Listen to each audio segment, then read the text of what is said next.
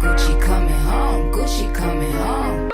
You can call up all the blogs, tell them Gucci coming home. I might buy your ice cream truck and hand out cones in every zone. Said she don't know big goo, I bet you need a chaperone. I might sneak that nigga out if his release just get postponed. When With that Gucci coming home video out, the man came out of prison like a day later. The same day. That's like, crazy. Did you get an insider tip or something? How did that No. line that up so perfectly?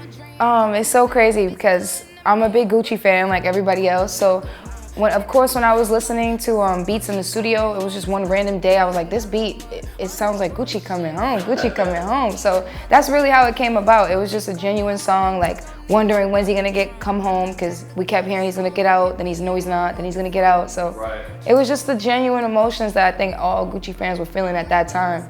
I have a debut album that I'm working on, but then I also have like another project.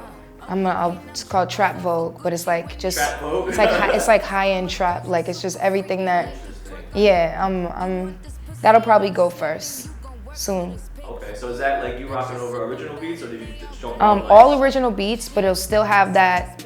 I wanted to have like, a lot of the trap elements that like we all know and love with like new sounds, sounds that are like maybe future sounds or sounds that people might be afraid to get on.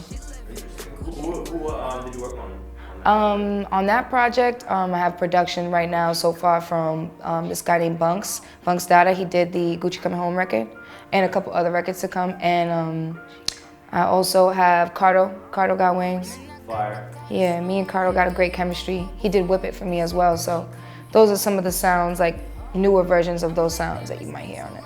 I like to be in the studio with a producer like while we're picking beats and while we're picking sounds, because I feel like that's how I get the best vibe. Like I want to know like what's going through the producer's mind, and I want them to know what's going through my mind, so we can pick the best sounds and create a song that's gonna make both of us happy.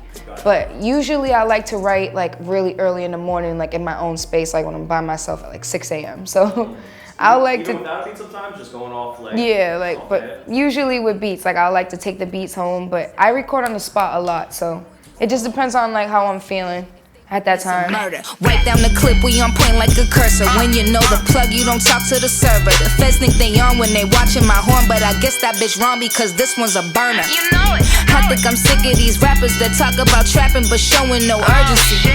I come from Boston where niggas will do you like Bobby and off your security. When I first started rapping, like I had a lot of Latin, like I had a song with Crystal Kane's Latinina that was sampled La Lupe, which is like a, it's like real Latin stuff. It's great music, but I was into that at the beginning, and then I kind of fell back from it a little bit and got so sucked up into the rap, and then now I'm just like finding a way to merge the two worlds together and create like my own sound, which is like kind of Latin, trap, English, rap. I can only write about the things that I've seen and the things I've been through, You know my brother, my keeper, that word of family, aka hit my beeper. No es cuenta la mela, my feature. Yo no hablo policía. When they say money don't matter, that because they be the ones that never seen it.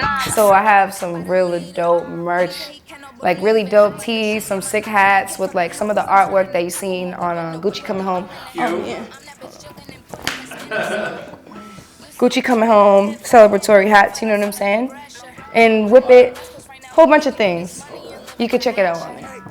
More to come to. Is it crazy for you to see people just like that know nothing about cocaine, just saying "Pretty Go Princess," like little white girls? Oh, I see them on Vine and stuff. They put their parents onto it. I'd be bugged out just to see all these people like it just sounds cool. So I guess they.